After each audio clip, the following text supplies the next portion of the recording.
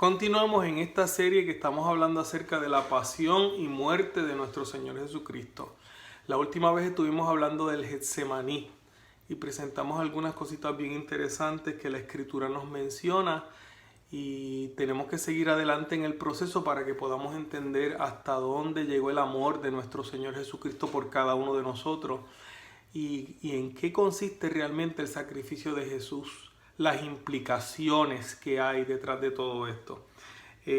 La última vez estuvimos hablando acerca de lo que dice el Evangelio según San Juan y vamos a detenernos en el capítulo 18 y estamos leyendo en este momento de Juan el 18 porque Juan es de los 4 evangelistas o de los cuatro personas que escriben el Evangelio. Es el que está presente allí en todo momento, el más cercano que está. Podríamos decir que Marcos también es bastante preciso en este aspecto porque Marcos escribe este evangelio conforme a lo que Pedro le está diciendo. O sea que le podríamos llamar el evangelio según San Marcos y de Pedro también. Sin embargo, Pedro no escribió el evangelio, simplemente le dio detalles importantes a Marcos para escribirlo. Mateo, aunque era discípulo de Jesús, no estuvo presente en muchas de las cosas que pasaron allí. Y Juan pues fue el más cercano. Lucas tampoco, Lucas no fue discípulo de Jesús. Así que Lucas fue por las cosas que él escuchó y las cosas que pudieron contarle a él. Hoy estamos leyendo en los versículos 12 en adelante del capítulo 18. Y miren cómo dice. Entonces la compañía de soldados, el tribuno y los alguaciles de los judíos aprendieron a Jesús y lo ataron. Y lo llevaron primeramente a Anás, que era su suegro de Caifás, porque ese año era sumo sacerdote. Esto es importante porque en el caso de ninguno de los otros evangelistas menciona que Jesús es llevado ante Anás. Anás era el ex sumo sacerdote. Y como dice aquí en la escritura, él era el suegro de Caifás. ¿Y por qué lo llevaron primero delante de Anás? Porque Anás era un hombre muy astuto. Era un hombre con mucha experiencia. Y ellos no querían que llevarlo ante Caifás primero y que Caifás por su poca experiencia fuera a fallar en el cometido que ellos tenían de darle muerte a Jesús. Así que ellos querían primero buscar una persona de experiencia que encontrara el argumento preciso para condenar a Cristo y con ese mismo argumento llevarlo a Caifás para que Caifás ratificara ese argumento y pudieran llevarlo a la muerte. Sin embargo, vemos aquí que cuando lo llevan al patio de casa de Anás, miren lo que sucede. Dice, Simón Pedro y otro discípulo seguían a Jesús. Obviamente cuando se habla de este otro discípulo es Juan refiriéndose a él mismo. Dice, cuando el otro discípulo era conocido del sumo sacerdote, entró con Jesús al patio del sumo sacerdote.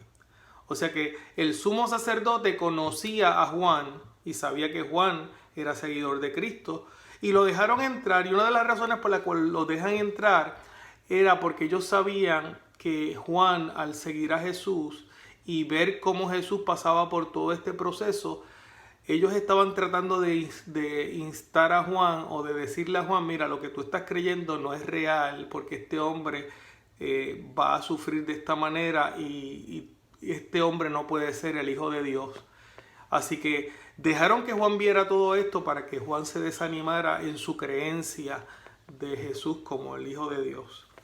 Entonces dice que Pedro estaba también allí en ese lugar, pero entonces Pedro se quedó afuera, dice el versículo 16, a la entrada.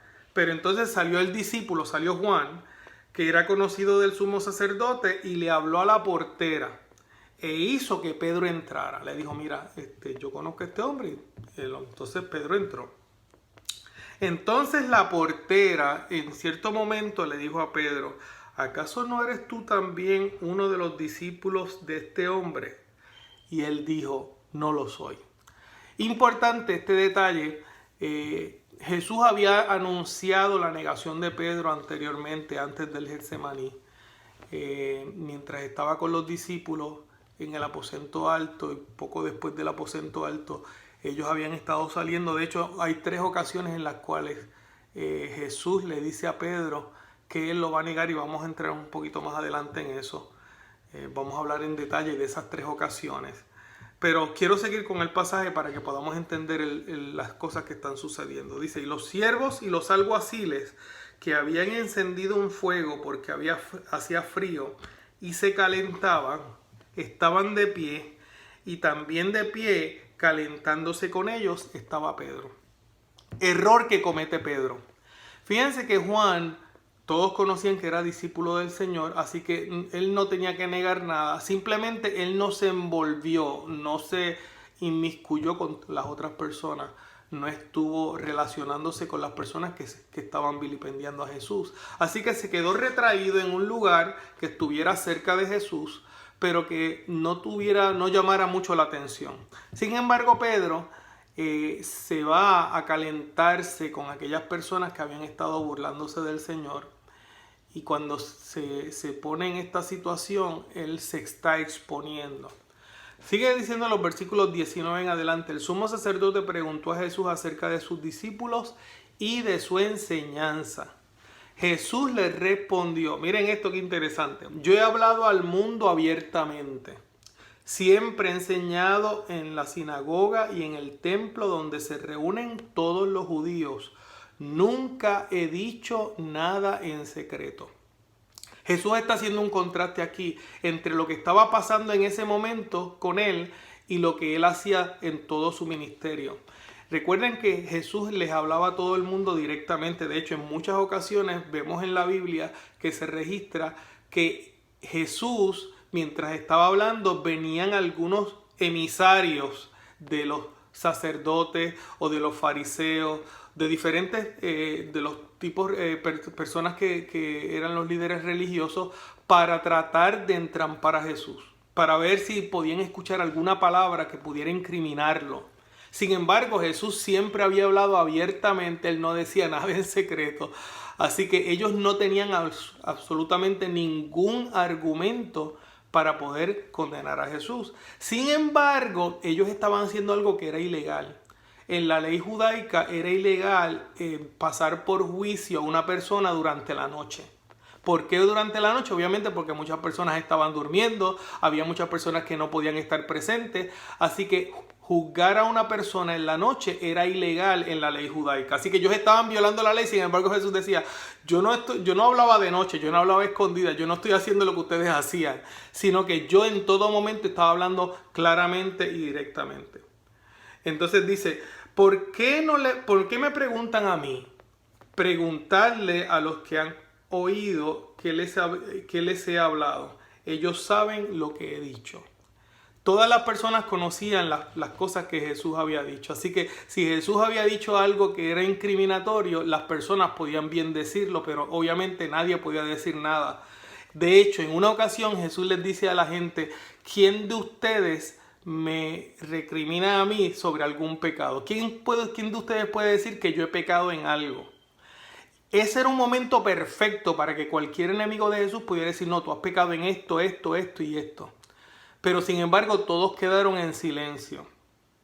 Es interesante que a través de toda la vida de Jesús, él siempre había silenciado a sus enemigos.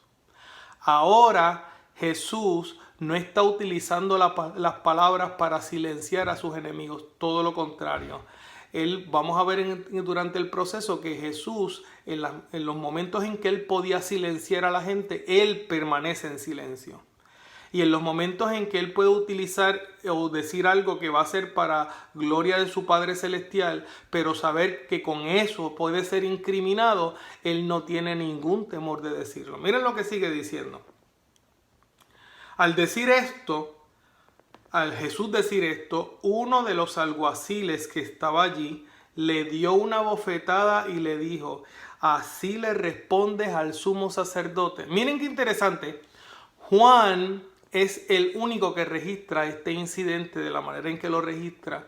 Y él menciona y pone el número, dice una bofetada. ¿Y por qué esto es importante? Miren lo que dice el versículo siguiente. Jesús le dijo, si he hablado mal, señálame el mal, pero si he hablado bien, ¿por qué me golpeas? No tiene ningún sentido que Jesús le haya recriminado una bofetada a este alguacil que estaba allí. Si Jesús hubiese sido golpeado durante todo el camino y todo el proceso anterior. Sí vamos a ver que a Jesús lo golpean más adelante y vamos a ver cuán injustos fueron con Jesús. Pero hasta ese preciso momento Jesús no había sido golpeado, como muchas veces se presenta en las películas o en los incidentes. De hecho, mencionamos en uno de los temas anteriores que los diálogos que se daban de Jesús con la multitud, de Jesús con Pedro, etcétera, etcétera, ese tipo de diálogos no podían suceder en medio de una golpiza mientras le estaban dando a Jesús, como muchas veces pasa. De hecho, muchos de estos diálogos son eliminados de las películas porque no encuentran la forma de poner ese diálogo que a veces era bastante extenso en medio de una golpiza.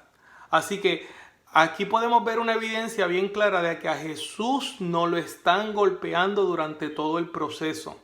A Jesús la primera bofetada que se registra es de este alguacil que ya estaba allí. Dice la escritura que ya estaba allí. Era un alguacil de los que custodiaba la casa del ex sumo sacerdote. Si ese alguacil hubiese estado con la multitud, quizás no se hubiese atrevido a darle. Recuerdan que toda aquella multitud, aunque estaban gritando y estaban diciendo muchas cosas, eran como muchos perros que ladran y no muerden. Ellos no se atrevían a tocar a Jesús porque ellos sabían lo que había pasado anteriormente. Jesús no había perdido el poder. Jesús había hecho que ellos cayeran postrados al piso como muertos. Y no tan solo eso, sino que todavía tenía el poder de sanar y le había sanado la oreja a Malco. Y también Jesús tenía la autoridad sobre sus discípulos y le había dicho, ustedes no me van a defender ni van a buscar que me defiendan, porque yo tengo el poder ahora mismo de pedirle a mi Padre que me defienda. O sea, ellos habían escuchado todo ese diálogo y ellos sabían que Jesús sí tenía ese poder. Así que en ese momento ellos estaban en la algarabía. Y yo no sé si a ustedes les ha pasado o han visto personas que aunque tienen un conocimiento, pero ellos se autoconvencen de lo contrario. Ellos estaban tratando de convencerse con sus gritos, con sus burlas, con todo lo que estaban haciendo de que Jesús no era el Hijo de Dios, de que Jesús no tenía poder, de que Jesús era un farsante, pero el corazón de ellos les decía todo lo contrario. Sin embargo, este alguacil que custodiaba en la casa del sumo sacerdote, que no había visto todo el proceso anterior, cuando escucha estas palabras de Jesús, al ver que Jesús con sus palabras silenció al sumo sacerdote y el sumo sacerdote no encontraba qué decir, él le da una bofetada a Jesús y Jesús se la reclama. Obviamente Jesús se la reclama con mucha serenidad, con mucha cortesía, pero Jesús le está diciendo, ven acá, si lo que yo estuve diciendo estuvo mal, dime en qué estuvo mal lo que yo dije. Pero si no estuvo mal, ¿por qué entonces me golpeas?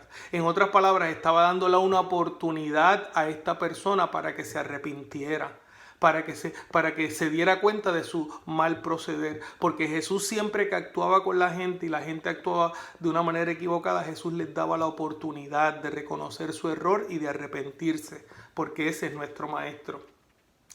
Ya en el próximo tema vamos a hablar acerca de la muerte de Jesús, un poquito más en detalle. Vamos a hablar acerca de cómo Pedro negó al Señor, pero antes de eso yo quisiera que nosotros pensáramos en todo lo que ha estado pasando. Jesús ha estado pasando por todas estas humillaciones, estas groserías que la gente le decía. Había estado sufriendo, había estado tomando de la copa que el Padre le había dicho que tenía que tomar y que él no quería en esos momentos tomarla, pero que era la única manera en que podía librarnos a nosotros de la copa de la ira de Dios. Así que él tenía que tomarla. Y él estaba pasando por todo eso por amor a nosotros. ¿Se han puesto a pensar de que no hay nadie ni existirá nadie que nos ame tanto como Cristo? Y por eso es que yo quisiera que en esta hora, cuando tú meditas en el sacrificio de Jesús, las cosas que Jesús estuvo dispuesto a pasar por cada uno de nosotros podamos decir, Señor, realmente yo quiero entregar mi vida y mi corazón a ti. Así que yo quisiera invitarles para que tuviéramos una oración, para que recordáramos en nuestra vida que no hay amor más grande que el de Cristo por nosotros. Querido Padre Celestial, te agradecemos por esta oportunidad que nos das de hablar contigo, por esta oportunidad, Señor, de rendirnos a ti. Sabemos, Señor, que todo lo que pasó anteriormente, todo lo que Jesús tuvo que pasar por nosotros, lo hizo por amor. Tú lo entregaste a tu Hijo por amor a nosotros. No lo merecemos, pero sí estamos muy agradecidos. Te pido en esta hora, Padre, que nosotros podamos recordar ese sacrificio, que recordemos cada vez que pasemos por algún ultraje o alguna humillación o alguna situación que realmente lo que nosotros estamos pasando no es nada comparado con lo que tu Hijo pasó. Y que nosotros al recordar esto podamos tener la misma actitud que tuvo Cristo. Y que podamos callar en los momentos en que tengamos que callar.